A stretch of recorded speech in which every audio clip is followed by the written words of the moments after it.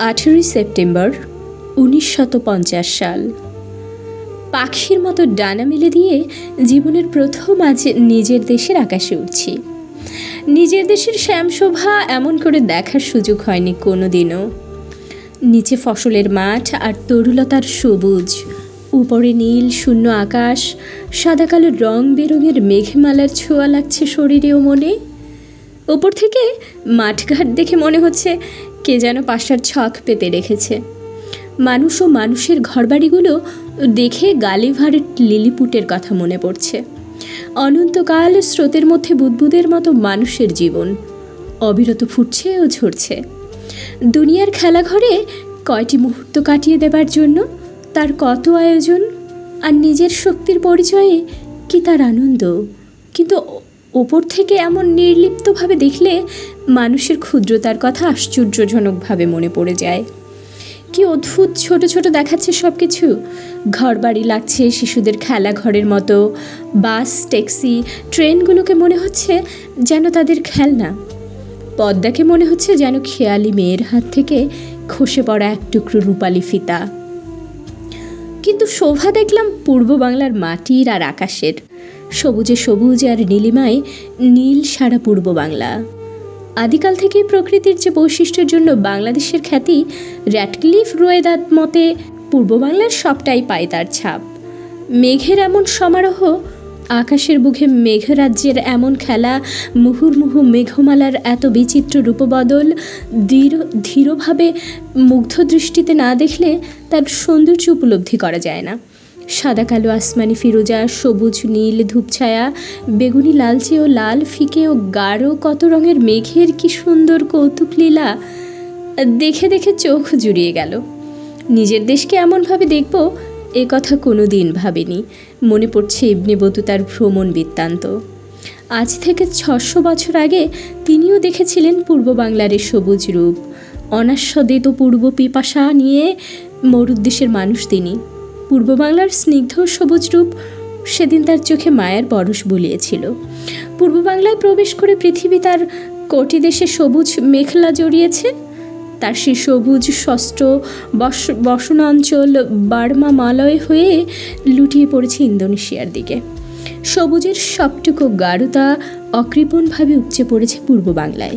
সিলেট এবং চাটগা থেকে আরম্ভ করে ঢাকার রমনা হয়ে আকাশের পথে উত্তর পশ্চিমে যতই বিচরণ করা যায়, প্রকৃতির সবুজ সমারোহ ততই কমে আসতে থাকে। পশ্চিম বাংলার বর্ধমান বিভাগে প্রবেশ করলেই দেখা যায় সবুজ ফিকে হয়ে গেছে, পেছনে সরে পড়েছে। কলকাতা ছাড়লাম, উঠছি ভারতের উপর দিয়ে। তখতে সোলাইমানে বসে ভারতবর্ষ পরিভ্রমণ করছি। নদ নদী নগরী বহিয়া উড়ে যাচ্ছে সোলাইমানের হাওয়াই সিংহাসন। মানুষ আর প্রকৃতির গড়া নিদর্শনগুলো একে একে আমাদের চোখের সামনে থেকে দ্রুত অপসৃত হয়ে যাচ্ছে। এলাম নয়াদিল্লি। ওপর থেকে ছবির মতো লাগছে।